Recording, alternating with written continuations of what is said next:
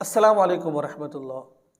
ایک خاتون کہتی ہیں کہ میاں بیوی کافی عرصے سے آپس میں ملے نہیں، ان کی ملاقات نہیں ہوئی ہے۔ میں ایک مثال دیتا ہوں آپ کو۔ میاں بیوی کا جھگڑا چل رہا تھا تو بیوی ناراض ہو کر ماں باپ کے گھر آ گئی۔ اب اس کو ناراض ہوئے سالوں سال گزر چکے ہیں یا ماہ گزر چکے ہیں۔ اب شوہر نے وہاں سے طلاق بھیج دی۔ اب کئی مہینوں سے وہ مل بھی نہیں رہے اور طلاق بھی شوہر نے دے دی ہے۔ سال کے بعد دوسرے طلاق دے دی، یعنی کہ سال وہ پورا ملے نہیں ہے۔ تو کیا اس صورت میں بھی عورت عدت گزارے گی یا نہیں گزارے گی؟ یہ آج کا سوال ہے۔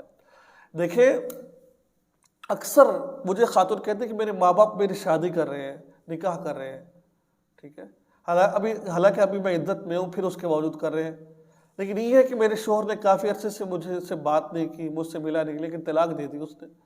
دیکھیں، چاہے آپ کا شوہر کوئی بندہ اس سے 2 مہینے 3 مہینے 4 مہینے سال 2 سال نہ ملا ہو، لیکن جب سے اس نے طلاق دی ہے نا، اس وقت سے لے کر اس وقت سے آپ کی عدت شروع ہوگی، ٹھیک ہے نا۔ طلاق کی عدت کیا ہے؟ اگر عورت کو حیض آتا ہے، تو پھر اس کی عدت 3 ماہواریاں ہیں، یعنی کہ 3 دفعہ اس کو حیض آئے گا، یہ اس کی عدت ہے۔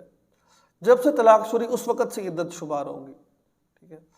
اگر عمر زیادہ ہے یا کم بچی ہے، اس کو حیض نہیں آتا، پھر اس کو 3 مہینے اس کی عدت شمار ہوگی، شریعت کہتی ہے۔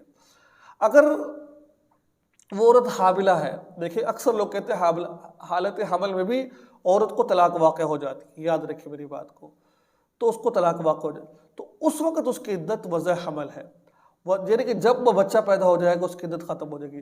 بچہ چاہے 1 مہینے میں پیدا ہو جائے، 3 مہینے میں پیدا ہو جائے، 4 میں، جب بچہ پیدا ہوگا اسی وقت اس کی عدت ختم ہو جائے گی۔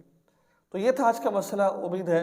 اور اگر کوئی عدت کے دوران نکاح کر لیتا ہے تو اس کا نکاح منعقد نہیں ہوتا ہے، ٹھیک ہے۔ اکثر لوگ حرام کاریاں کر رہے ہوتے ہیں ایسے۔ تو یہ تھا آج کا مسئلہ، امید ہے آپ کو مسئلہ سمجھ آ گیا ہوگا۔ دعا میں یاد رکھیں، چینل کو سبسکرائب کریں۔ السلام